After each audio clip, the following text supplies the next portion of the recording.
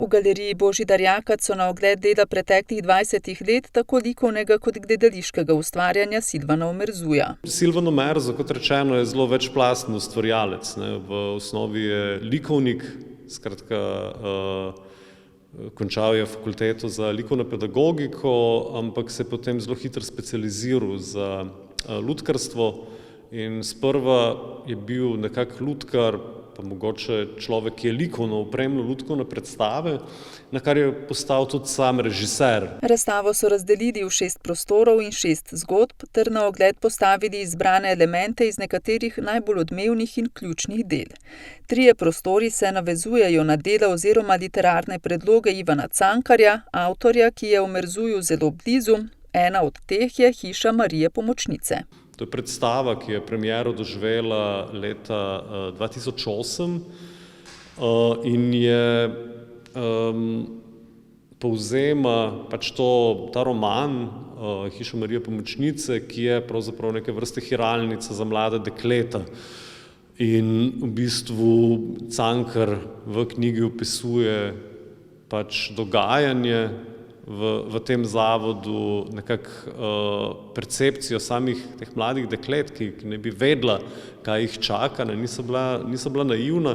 Ta celostna premikajoča se instalacija pa predstavlja pretresljivi voz smrti iz Cankarjevih podobpisanj oziroma črtice Gospod Stotnik, ki se navezuje na Cankarjevo bivanje v vojski, v avstro-ogrski vojski, kamor je bil poklican, mislim, da tam nekje leta 1916, in je oddelal svojih pol leta v vojski, ker ni bil več toliko mlad, pa ker ni bil najboljšega zdravja, je bil zelo hitro odpuščen iz vojske in ni rabil iti na fronto, je pa seveda videl vse grozote te prve svetovne vojne, ki dejansko pomeni en mejnik v 20. stoletju, pa v naši moderni zgodovini.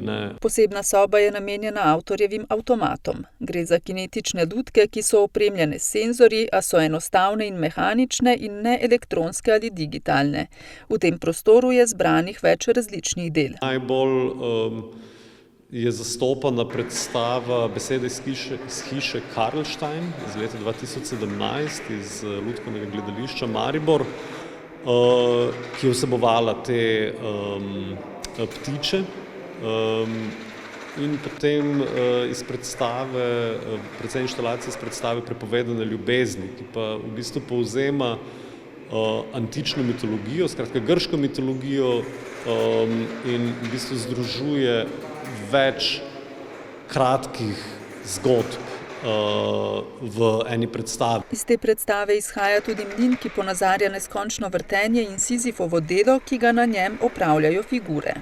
Hkrati pa povzroča tak zelo sugestiven zvok, ki je zelo blizu temu, kakršen je bil zvok nekdaj v mlinih, ko so ti še delali na vodo ali pa na karkoli drugega, na zelo mehanski ravni.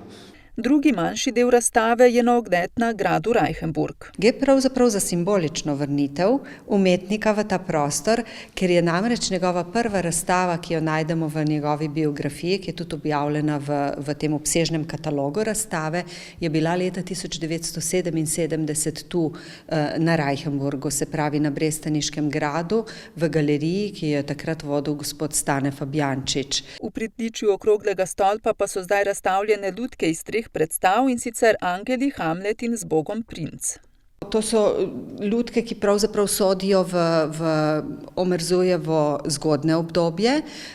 Razstavljene so pa tudi slikarska platna dela, ki so nastala v letih 2017-2019, tako da gre kljub vsemu tudi za en preplet in za nekatera dela, ki so tudi zdaj produkcija zadnjih let. Razstava je tako na gradu Reichenburg kot v galeriji Božidar Jakac na ogled do 8. februarja 2021.